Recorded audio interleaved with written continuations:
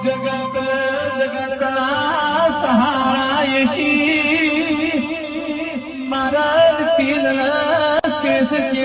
સધીનું પીઠ બરસાવો તેરા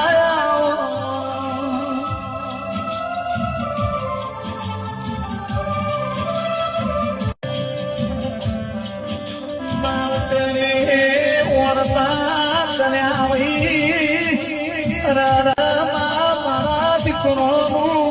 ધણી ધણી થશે એ તારા મુએ લે મળતી પણ તું તમારા ઘરમાં કર્યું